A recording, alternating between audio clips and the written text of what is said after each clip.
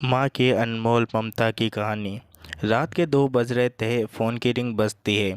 26 साल का आनंद नींद से जाग बड़ा खुश होकर फ़ोन को रिसीव करता है। खुश इसलिए होता है क्योंकि उसकी नई नई गर्लफ्रेंड बिना टाइम देखे कभी भी उसको फ़ोन कर देती है। फ़ोन की दूसरी तरफ से आवाज़ आती है, जन्मदिन मुबारक हो बेटा। आज मेरा बेटा पूरा 26 साल का हो गया और मैं बहुत खुश हूँ। माँ की आवाज़ सुनते ही आनंद के चेहरे के एक्सप्रेशन बदल जाते हैं। वो गुस्से में बोलता है, माँ तुझे समझ नहीं आता क्या? इतनी सी बात के लिए मेरी नींद खराब कर दी। यह बात तो तुम मुझे सुबह भी बोल सकती थी। इतना कहकर वह फ़ोन काट देता है। थोड़ी देर बाद फिर से फ़ोन की रिंग बजती है। आनंद फिर से फ़ोन उठाता है और इस बार फ़ोन पर पापा होते हैं। आनंद इस बार आराम से बात करता है। थैंक यू पापा, आपने मुझे बर्थडे विश करने के लिए फ़ोन किया, वो भी इतनी रात को। पापा कहते हैं, नहीं बेटा, मैंने तुम्हें मुबारकबाद देने के लिए नहीं बल्कि यह बताने के लिए फ़ोन किया कि तुम्हारी माँ बिल्कुल पागल है।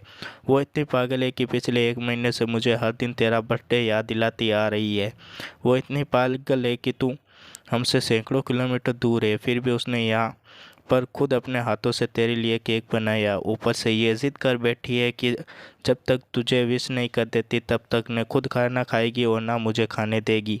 आनंद सब ध्यान से सुन रहा था और उससे ये महसूस भी हो रहा था कि उसने अपनी माँ को फॉर ग्रांटेड ले लिया था। वो बोला, नहीं पापा, माँ बिल्कुल पागल नहीं है। पापा कहते हैं, नहीं बेटा, तू अपनी माँ के पागलपन को नहीं जानता, मैं जानता हूँ। वह तो 26 साल पहले ही पागल हो गई थी जब डॉक्टर ने उसे कहा था या तो हम बच्चे को बचा सकते हैं या आपको।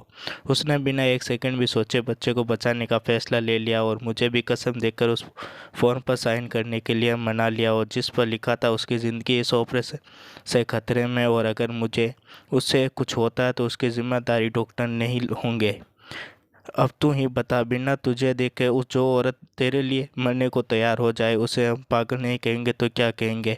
इतना कहकर पापा ने भी फ़ोन रख दिया।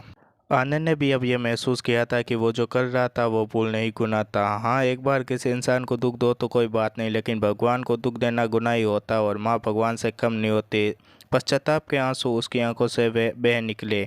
सवेरा होते ही आनंद अपने घर की ओर रवाना हो गया अपने माँ बाप से माफ़ी मांगने के लिए। घर पहुंचते ही उसने पहले माँ से माफ़ी मांगी जिसने उसे गले से लगा लिया। फिर वह अपने पापा से माफ़ी मांगने लगा। पापा ने कहा, कोई बात नहीं बेटा, जा तू वापस चला जा। तेरी माँ हमेशा कहती थी कि तू मुझे उसे बुढ़ापे में संभालेगा, लेकिन मैं उसे समझा दूंगा। जिससे आज तक मैं उसे संभालता आया हूँ वैसे ही आगे भी मैं उसका ख्याल रखूंगा। उसे भी यह समझ लेना चाहिए जो बेटा उसके लिए फ़ोन करने से परेशान हो जाए वो उसे उम्र भर क्या संभालेगा। बाप की ऐसी कड़वी बात सुन आनंद की आंखें बहने लगी। वो सर झुकाए अपने बाप के सामने चुपचाप खड़ा रहा। अपने बेटे को परेशान देख माँ आगे आती है और पापा को कहती है, जाने दीजिए, माफ़ कर दीजिए, हमारा ही बेटा है। माँ की ममता का मोल ना कोई लगा पाया था और ना कोई लगा पाएगा। 9 महीने प्रसव की पीड़ा करके हमें नई जिंदगी नई दुनिया में लाने वाले माँ ही हमारी हर गलती को माफ़ कर सकती है। दोस्तों, अगर आप अपनी माँ से प्यार करते हैं तो वीडियो को लाइक और चैनल को सब्सक्राइब करके ज़रूर बताएं और कमेंट में लव यू मॉम डैड ज़रूर लिखें।